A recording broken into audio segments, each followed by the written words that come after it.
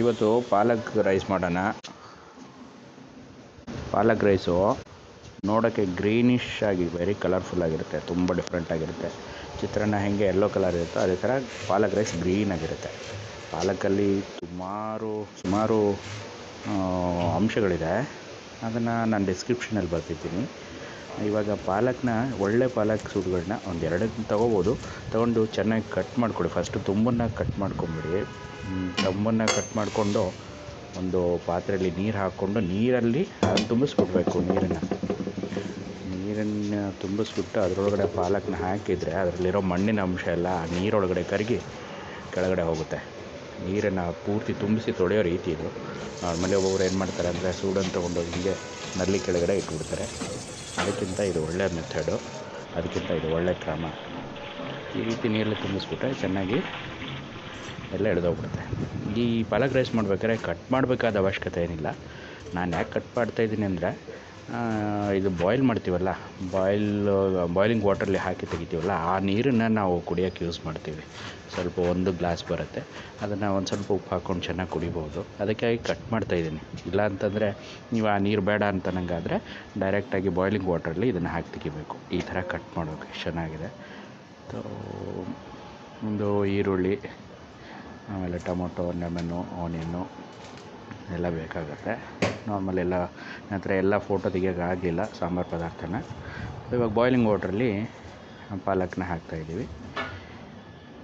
ಒಂದು ಹಾಕಿದ ತಕ್ಷಣವೇ ತೆಗೆದುಬಿಡಬೇಕು, ಆಯಿತಾ? ಆಮೇಲೆ ಓಕೆ, ಅದು ತೆಗಿಯೋಣ.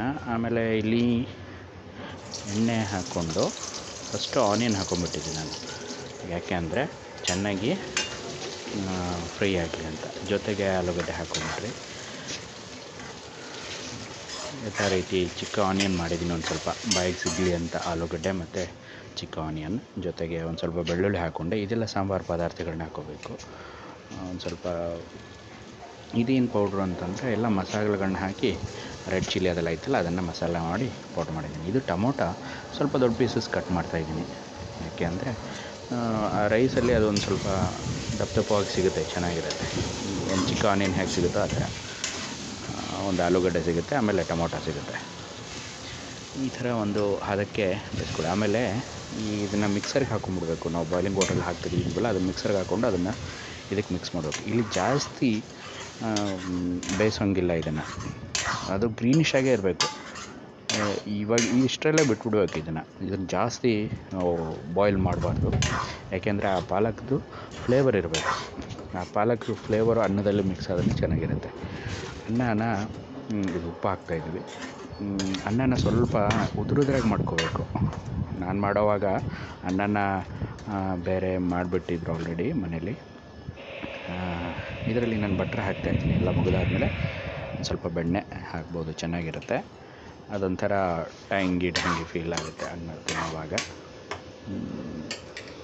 ಅಷ್ಟೇ. ಅದಾದಮೇಲೆ ಅನ್ನನ ಕಲಿಸ್ಕೊಟ್ರೆ ಚೆನ್ನಾಗಿ ಒಂದು ಸ್ವಲ್ಪ ಚೆನ್ನಾಗೇ ಕಲಿಸ್ಬೇಕು. ಉದುರುದ್ರಾಗಿ ಅನ್ನ ಇದ್ದರೆ ಚೆನ್ನಾಗಿರುತ್ತೆ.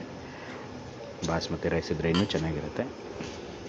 ಇದನ್ನು ಮಾಡ್ಬೇಕಾದ್ರೆ ಮುಖ್ಯವಾಗಿ ಅಂತಂದರೆ ಜಿಂಜರು, ಗಾರ್ಲಿಕ್ಕು ಸ್ವಲ್ಪ ಜಾಸ್ತಿ ಇದ್ದರೆ ಚೆನ್ನಾಗಿರುತ್ತೆ. ಇದಕ್ಕೆ ಗಾರ್ಲಿಕ್ ಬೇಡ ಅನ್ನೋರಿಗೆ ಗಾರ್ಲಿಕ್ ಬಿಟ್ಟರೆ ಆಯಿತು, ಅಂದರೆ ಬೆಳ್ಳುಳ್ಳಿ ಬಿಟ್ಟರೆ ಆಯಿತು. ಸ್ವಲ್ಪ ಶುಂಠಿ ಮತ್ತು ಬೆಳ್ಳುಳ್ಳಿ ಜಾಸ್ತಿ ಇದ್ದರೆ ಈ ರೈಸಿಗೆ ಒಳ್ಳೆ ಟೇಸ್ಟ್ ಕೊಡುತ್ತೆ. ಬೆಳ್ಳುಳ್ಳಿ ಬಿಟ್ಟು ಕೂಡ ಚೆನ್ನಾಗಿ ಟೇಸ್ಟ್ ಕೊಡುತ್ತೆ. ಒಂದು ಸ್ವಲ್ಪ ಟೊಮೊಟೊ ದೊಡ್ಡ ಪೀಸ್ ಇದರಲ್ಲಿ ಸಿಗಬೇಕು. ಆಲೂಗಡ್ಡೆ ಕೂಡ ಸ್ವಲ್ಪ ದೊಡ್ಡದಾಗಿ ಸಿಗಬೇಕು. ಆಮೇಲೆ ಮತ್ತು ಸ್ವಲ್ಪ ಚಿಕ್ಕ ಆನಿಯನ್ ಹಾಕ್ಕೊಂಡಿದ್ದೆ ನಾನು ಇದರಲ್ಲಿ. ಬೇಕು ಅಂದರೆ ಸ್ವಲ್ಪ ಮನುಕ ಹಾಕ್ಕೋಬೋದು. ದ್ರಾಕ್ಷಿಗಳು ಇತ್ತಲ್ಲ, ಒಂದೆರಡು ಹಾಕ್ಕೊಂಡ್ರೆ ಚೆನ್ನಾಗಿರುತ್ತೆ.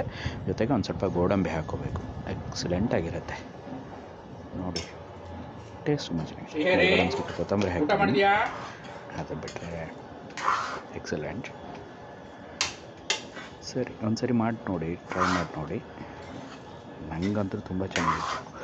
ನಾವು ಹೊಸಪೇಟೆ ಆದಮೇಲೆ ನಮ್ಮ ಊರಿಗೆ ಹೋಗುವಾಗ ರಸ್ತೆಯಲ್ಲಿ ಒಂದು ಧಾಬಾ ಇತ್ತು, ಅಲ್ಲಿ ಪಾಲಕ್ ರೈಸ್ ಫಸ್ಟ್ ಟೈಮ್ ನಾನು ತಿಂದಿದ್ದು. ತಿನ್ನೋವಾಗಲೇ ಅಂದ್ಕೊಂಡೆ ಮನೆಗೆ ಹೋದ ತಕ್ಷಣ ಮಾಡಬೇಕು ಅಂತ. ಇಮಿಡಿಯೇಟ್ ಮಾಡಿದ್ವಿ, ತುಂಬ ಚೆನ್ನಾಗಿ.